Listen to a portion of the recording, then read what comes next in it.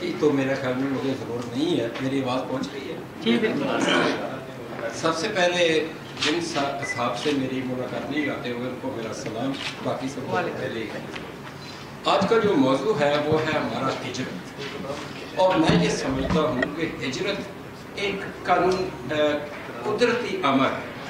کیونکہ قدرتی امر میں اس لیے کہہ رہا ہوں کہ یہ کسی نے ذکر نہیں کیا. اس سے پہلے میں اس کا ذکر کرنا چاہتا ہوں کہ پرندے بھی ہجرت کرتے ہیں اس ملک سے. اب یہ سفر شروع ہو رہا ہے. آپ دیکھیں گے کہ پرندے ویسٹ انڈیز سے یہاں آتے ہیں اور جو ہی یہاں ونٹر شروع ہوتا ہے وہ واپس ویسٹ انڈیز جاتے ہیں. اس لیے وہ بات یہ میں نے اس لیے کی ہے میں یہ کہہ سکوں جیسے ہم کہتے ہیں کہ ہم یہاں رہ رہے ہیں لیکن ہمارا دل پاکستانی ہے.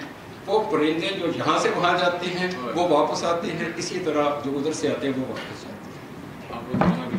اور دوسری بات ہجرت پیغمبروں نے کی, حضور نبی صلی اللہ علیہ وسلم نے کی.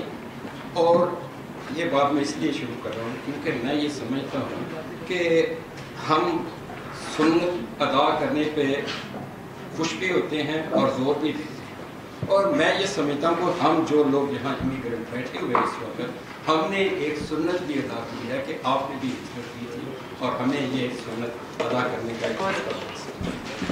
باقی ہجرت ایک بہت مشکل کام ہے. اس میں کوئی آسانی نہیں ہے اور نہ ہی کوئی خوشی سے کرتا ہے.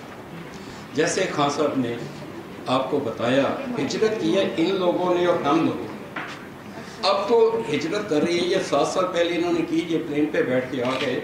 آج کو جو انسان یہاں آتا ہے میرے خیال میں اس کو 3-4 گاڑیاں لینے جاتی ہیں.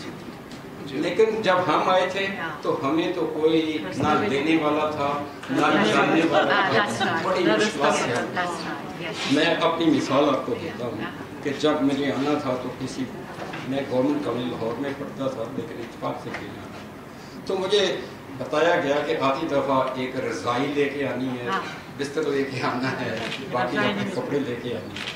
تو جب ایئرپورٹ پہ میں پہنچا تو مجھے تو کوئی ریسیو کرنے والا نہیں.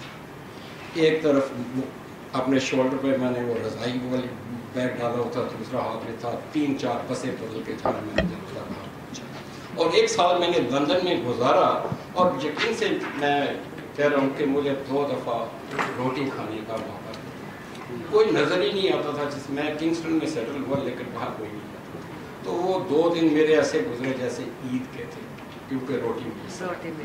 بہرحال اینی وے ان پرابلم اور کوئی پاکستانی نظر نہیں آتا تھا. ہمارے آپ کو سینکڑوں ہزاروں لوگ ملتے ہیں. انگلش نہ بولنا چاہیں تو آپ کو ضرورت ہی نہیں پڑتی, نہ بولے ساری زندگی آپ گزر سکتی.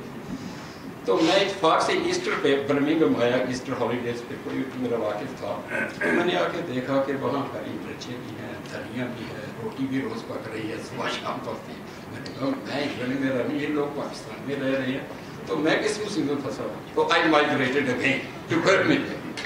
تو یہ تو مائگریشن کا حال ہے. بہرحال بہت سارا ذکر ہو چکا ہے, چھوٹی سی میں نے مثالیں دی ہیں.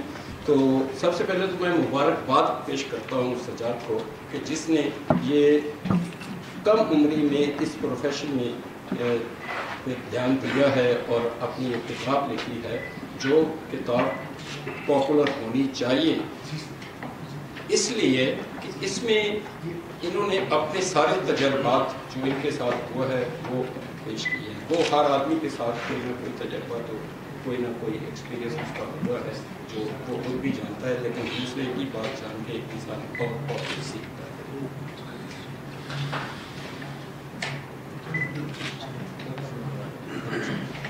تو میں اس کو سجاد کو بہت بہت مبارک پیش کرتا ہوں کہ اس نوجوان نے یہ کام شروع کیا ہے اور ہمیں اس کی بھرپور مدد کرنی چاہیے. مجھے ایک بات کا افسوس بھی آج ہوا ہے جہاں خوشی ہوئی ہے کہ میں چاہتا تھا کہ یہاں بہت سارے لوگ ہوں لیکن مجھے مایوسی ہوئی ہے کہ ہمارے لوگوں کے پاس اتنا ٹائم ہی نہیں.